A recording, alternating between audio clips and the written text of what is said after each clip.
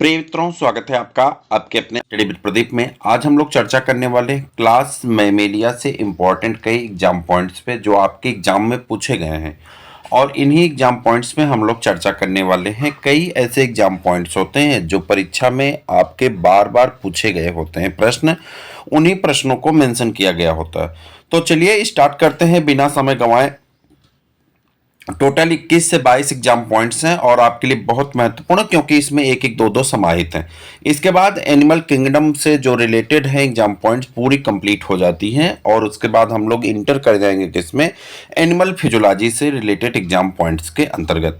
ठीक है, तो चलिए स्टार्ट करते हैं। पहला जो है यहाँ पे कह रहा है कि पहली एग्जाम पॉइंट, कुछ प्रमुख स्तनधारियों के नाम और उनके दंत विन्यास निम्नलिखित हैं। ठीक है, उनके दंत विन्यास पेपर में पूछे जाते हैं। उनके जो नाम हैं वो यहाँ पे नाम और दंत विन्यास दिए गए हैं। जैसे मनुष्य का, मानव का जो दंत विन्यास होता है आप सबको पता है 21-23/21-23, और जब इसको 2 से मल्टीप्लाई कर देते हैं तो हो जाता है कुल दांतों की संख्या कितनी, 32 हो जाती है। ठीक है, कुल दांतों की संख्या कितनी हो जाती है, 32 हो जाती है 2 से मल्टीप्लाई करने के बाद। 21 दे के कितना हो गया, 2 2 1 3 3 2 5 5 6 8 8 दूनी 16 16 दूनी 32। एक साइड का काउंट होता है, एक साइड का निकाल मान लिया जाता है। वहीं पे हाथी में बात करते हैं तो हाथी में 1003 और उसके बाद 3 1003 ये होता है। तो 1003 मतलब 10 03 0003। ठीक है, और ये टोटल हो जाते हैं 34। क्यों होते हैं माफ करिएगा 14 क्यों होते हैं, देखिए 3 1 4 4 3 7 7 दूनी 14, 2 से मल्टीप्लाई करते जाना, चूंकि एक साइड का काउंट होता है एक साइड का पेंडिंग रहता है। गाय भेड़ एवं बकरी तीनों का, गाय भेड़ और बकरी इन तीनों का देखिए 0033 31 33, और कुल दांतों की संख्या कितनी हो जाती है, 32। ठीक है, 0033 31 33 और कुल दांतों की संख्या इंटू 2 कर देंगे तो कितना हो जाता है, 32। उसके बाद आ जाते हैं खरगोश में। खरगोश में देखिए 20-33/10-23, 20-33 से 10-23 इंटू 2, तो टोटल संख्या कितनी होगी, 28। ठीक, 3 3 6 2 8 8 और यहाँ पे 5 1 6 6 दूनी 8, तो 8 8 16 16 16 8 से 14 14 दूनी 28। ठीक, कुत्ता में जो है यहाँ पे डीओजी साहब में देखिए कितना हो जाएगा, 31-42/31-43। कुल संख्या कितनी हो जाती है यहाँ पे, 42। 31-42/31-43 कुल संख्या हो जाती है 42।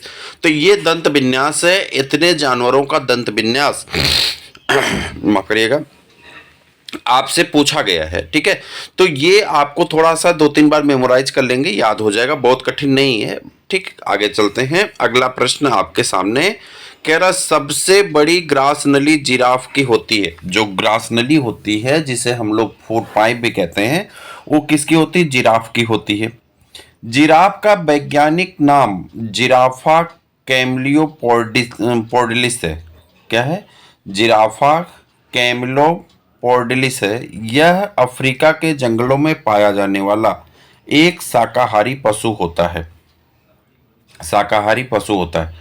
यह स्थलीय जंतुओं में सबसे ऊंचा तथा जुगाली करने वाले जानवरों में सबसे बड़ा जीव होता है। यह मुख्यतः अपनी लंबी गर्दन के लिए जाना जाता है।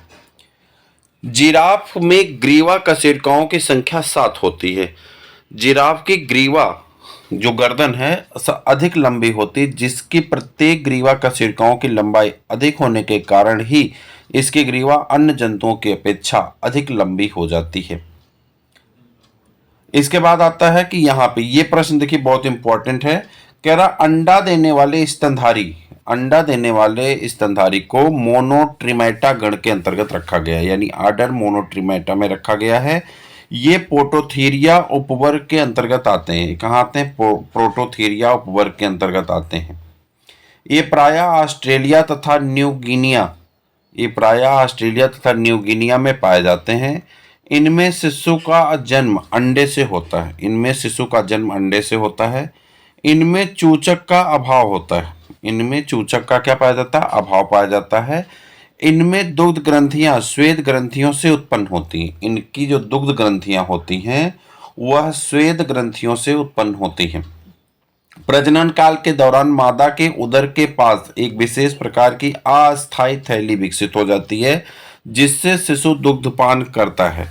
उदाहरण है इसका टेक्योग्लासस, बत्तख चोंच प्लेटिपस यानी डक ब्लेडी प्लेटिपस जो है प्लेटिपस, ये आपका यहाँ पे हो जाता है। ठीक है, इसके बाद आते हैं स्तनी वर्ग यानी जो मैमल्स है, क्लास मैमेलिया में, अर्थात मैमेलिया का एक उपवर्ग प्रोटोथीरिया है। दूसरा उपवर्ग कौन है? प्रोटोथीरिया है, जिसके सदस्य अंडयुज होते हैं अर्थात अंडे देते हैं, इनमें सक्रिय स्तन ग्रंथियां उपस्थित होती, लेकिन इनमें स्तन ग्रंथियां पाई जाती हैं किंतु स्पष्ट चूचक ना का अभाव होता है, यानी स्पष्ट चूचक नहीं पाए जाते हैं। स्तन ग्रंथियां तो पाई जाती हैं लेकिन जो है चूचक नहीं पाए जाते। मादा में गर्भाशय तथा योनि का अभाव होता है। मादा में क्या गर्भाशय तथा योनि का क्या होता है? अभाव पाया जाता है। कह रहा है मादा में गर्भाशय तथा योनि का अभाव पाया जाता है होता है, जिसके कारण इनमें अपरा नहीं पाया जाता है। ठीक, नर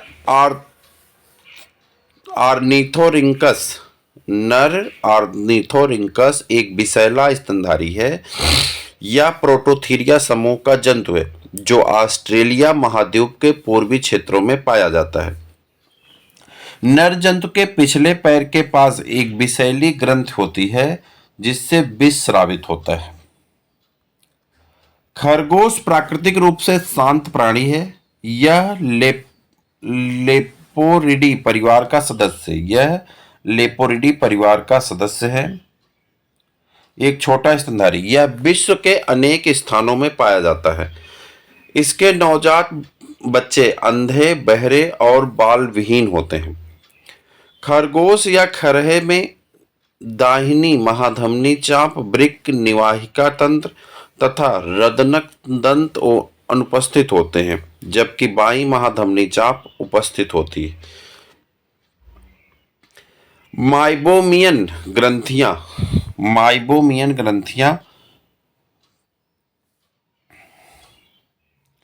लेक्राइमल ग्रंथियां तथा हार्डेरियन ग्रंथियां खरहे यानी खरगोश के नेत्रों से संबंधित हैं, जबकि काउपर्स ग्रंथियों का संबंध खरहे के जनन तंत्र से होता है। खरगोश या रैबिट का बिल बारेन कहलाता है। खरगोश या रैबिट का बिल जो होता है जिसमें रहते हैं उसे बारेन कहा जाता है। कशेरुकी जंतुओं में आदर्श रूप से 2 जोड़ी उपांग पाए जाते हैं। ये कुछ जातियों में कम तथा कुछ में अनुपस्थित होते हैं। ये शरीर को सहारा देने, गमन एवं अन्य विशिष्ट कार्य में उपयोगी होते हैं। सरीसृप पक्षी एवं स्तनधारी वर्ग के प्राणी एमनियोटा समुदाय में पाए जाते हैं। सरीसृप पक्षी एवं स्तनधारी वर्ग के प्राणी एमनियोटा समुदाय में सम्मिलित होते हैं। इनके भ्रूणी अवस्था में एमनियान नामक कला पाई जाती है, जिसमें उल्ब या एमनियोटिक तरल द्रव भरा होता है। यह विकासशील भ्रूण को शुष्कता से बचाता है तथा सुरक्षात्मक वातावरण प्रदान करता है। हिप्पोपोटेमस भारी स्तनधारी जंतु है जो अफ्रीका में पाए जाते हैं। हिप्पोपोटेमस भारी स्तनधारी जंतु हैं जो अफ्रीका में पाए जाते हैं। ये शाकाहारी जंतु नदियों व झीलों के किनारे तथा उनके जल में रहना पसंद करते हैं। गण प्राइमेट्स 3 उपगण यथा लिम्बोइडी, टर्सियोइडी तथा एंथ्रोपोइडी में विभक्त हैं। गण प्राइमेट को 3 उपगण में यथा लिम्बोइडी, टर्सियोइडी तथा एंथ्रोपोइडी में विभक्त हैं। लिम्बोइडी के अंतर्गत लीमर्स, लोरिस एवं टर्सियोडी के अंतर्गत टर्सियर्स और एंथ्रोपोइडी के अंतर्गत बंदर, कप आदि तथा मानव आते हैं। काउपर्स ग्रंथ या बल्बी यूरेथ्रल ग्रंथ एक प्रकार की बहिस्रावी ग्रंथियां हैं। काउपर्स ग्रंथ या बल्बी यूरेथ्रल ग्रंथ एक प्रकार की बहिस्रावी ग्रंथि हैं। यह अधिकांश नर स्तनधारियों के जनन तंत्र में पाया जाता है। यह मादा के बर्थोलीन ग्रंथ के समजात होती है। तीसरा वेंट्रिकल या डायासील खरगोश के मस्तिष्क में पाया जाता है। यह डायनसेफलान की आंतरिक सक्रिय गुहा होती है जिसकी छत को एपिथैलेमस तथा फर्श को हाइपोथैलेमस कहते हैं। वेल सील तथा पोर्पो आइसिस एक स्तनधारी है। वेल सील तथा पोर्पोआइसिस एक स्तनधारी है। इनके पूर्वज मुख्यतः स्थलीय जीवन के लिए अनुकूलित थे, परंतु इनमें जलीय जीवन के लिए द्वितीयक अनुकूलन होता है। वृक्क निर्वाहिका तंत्र मत्स्य व उभयचर में पूर्ण विकसित, सरीसृप में अल्प विकसित तथा स्तनधारी में अनुपस्थित होता है। तो मित्रों, ये आज आपका कंप्लीट हो जाता है कौन सा एग्जाम पॉइंट का ये क्रम, जो कि वर्टिब्रेट, इनवर्टिब्रेट से, नॉन कार्डेट और कार्डेट से संबंधित था। तो हमने पूरे जो एनिमल किंगडम था उसके सभी एग्जाम पॉइंट्स आप तक पहुंचा दिए हैं। अब आपका काम है इसे मेमोराइज करना, और मुझे भरोसा है कि इस 10 एग्जाम पॉइंट से आपके 12 से 13 प्रश्न आपके आते हैं जो बड़े आराम से मिल जाएंगे। इसका मास्टर वीडियो, जो इस एग्जाम पॉइंट का मास्टर वीडियो है, इस संडे को आपको मिल जाएगा, जिसमें एक ही वीडियो में टोटल आपके 14th एग्जाम पॉइंट एक साथ आ जाएंगे। यानी 14 इंटू 25 कर दीजिए तो ये हो जाएंगे 25 25 125 और 25 दूनी 15 25 25 125, 25 सेकंड 25 और 12 तो 25 12 हो जाएंगे 37।